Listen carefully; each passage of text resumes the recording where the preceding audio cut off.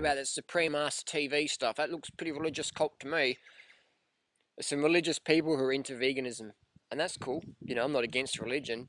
What I am against is people saying, you're some sort of vegan religious sort of weirdo crackpot. You should eat animals.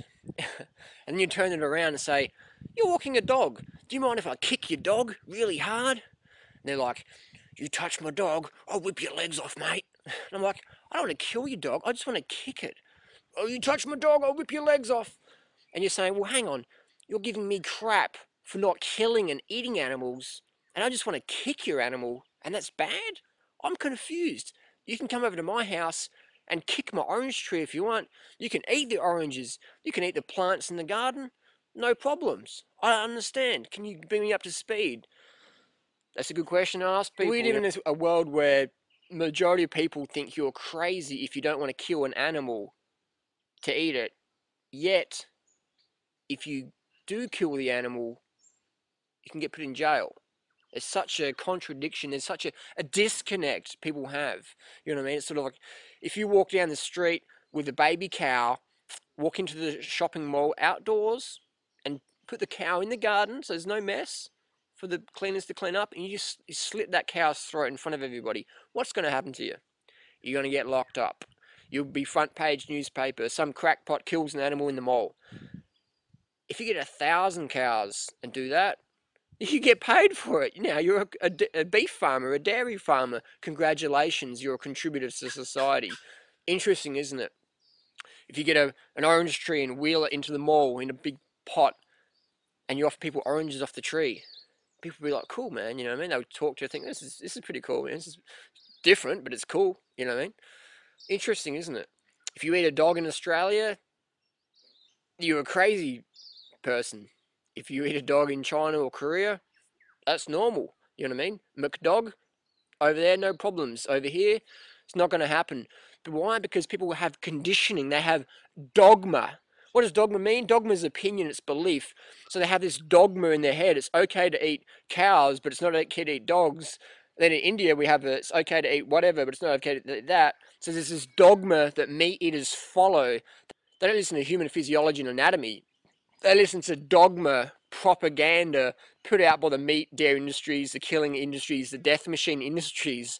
If you don't eat dead animals, your ear's going to fall off and you won't get enough protein. And there might be vegan bodybuilders out there, but they're probably holograms from the tofu industry, and you can't eat fruit because fruit's got too much sugar in there. You need to eat animal fat. You need to eat pig ass to get lean. Get the fat from a pig and eat that, and that'll make you lean. Don't eat any carbohydrates because that'll give you energy and you're able to see clearly, think clearly through all the bullshit, the dogma, and the propaganda that these industries put in your TV, in your children's lunch, children's education, your education, your magazines, media, radio, TV, internet, bombarding you, telling the lies.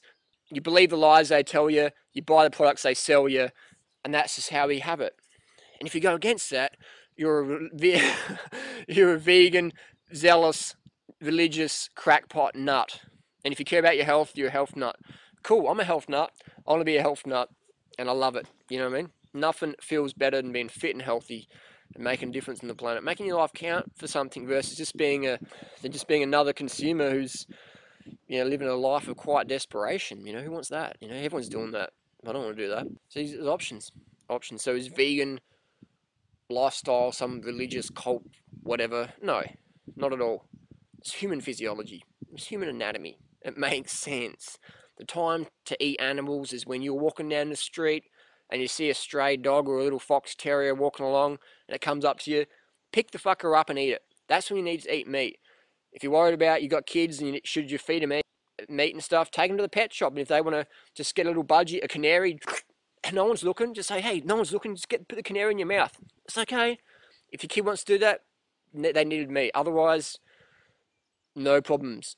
And what about milk, though? I mean, people say, Harley, you're childish and stuff. And I'm like, well, I may be childish and immature, but I'm not the grown adult who's drinking milk, mummy's milk. And not milk from my mummy, milk from the four-legged mummy down the road in the factory on the grass-fed pasture that's put in a big vat with literally hundreds of other bovine mummies, mammary secretions mixed up. You're drinking that, and we know milk's full of pus, blood, and hormones. People go, Harley, not my dairy. My dairy is organic, and we look after the cows. And I was like, yeah, but it's still got pus in there because red cells and white blood cells, when they oxidize or photooxidize, they turn to pus. You can't commercially produce milk from a cow and not have pus in your milk. That's just how it is. Hormones, organic, better, but you still got over 80 active hormones in organic dairy that are naturally occurring in the bovine estrous cycle hormonal system. Insulin growth factor 1 being the major nasty in that one. So pus, blood, dirt, hormones in your milk, organic, biodynamic, grass-fed, factory farmed, whatever, all the same, all in there. There might be variations in pesticide levels, but that's all fucked up. You don't need to drink milk. You need to get off the dairy, grow up like an adult, get off the cow's tit anyway, and because milk and eggs is basically bestiality foreplay, in my honest opinion. I mean, eggs are from like chickens, between chickens' legs. I wouldn't put my mouth there. I probably wouldn't even put my hand there. Why would I ingest that? I don't know. It's a bit bestiality from my. But hey, again, if you're into bestiality, no offense. People are into different things. I'm not saying I'm holier now. I'm just not into licking chickens' legs and stuff like that. Or eating them or licking them or whatever. So people say, Harley, but that's cool. But you need your B12 and you need to eat animal products. I'll tell you what, my friend, housemate, currently in Adelaide, great guy, known him since 2003. In 2001, he started his eating animal products to raise his B12 serum levels. And his levels are still deficient, according to his blood test last week. So we've got literally 10 years after consuming raw animal products to raise his B12 levels. Hasn't happened after 10 years. So I gave him a B12 injection yesterday, and we'll give him probably 9 over the next month. So this whole fallacy that you need to eat animal products with B12, though, it's absolute rubbish. Because if it was true, my friend Clint would have super good B12 levels, so it's not true. But also in a bigger study, we see the Framingham study, over 40% of participants B12 deficient, borderline. And we've got to understand that in some of these studies, they use a minimum cutoff of 150. In Japan, it's 500 to 550 cutoff. You know what I mean? So it would be a lot more than 40% if we use the Japanese standards. And Japan has one of the lowest rates of dementia, comparable to the Western nations who have a low serum B12 cutoff. So if you want to raise your B12 up using animal products, very dangerous, not effective. What's the most effective? B12 injections, guaranteed. They definitely work. In a world of could, would, shoulda, done so definitely. So there you go. Is a vegan diet religion craziness? Make your own decisions. So basically, I just encourage people to listen to your heart, listen to the science, listen to your body, listen to nature. Like I said, if you want to walk up to a chicken and eat its menstruation, power to you, man. You're more out there than I am. If you want to take your kid to the pet shop and feed them canaries, do it. That's adventurous, maybe. I don't know.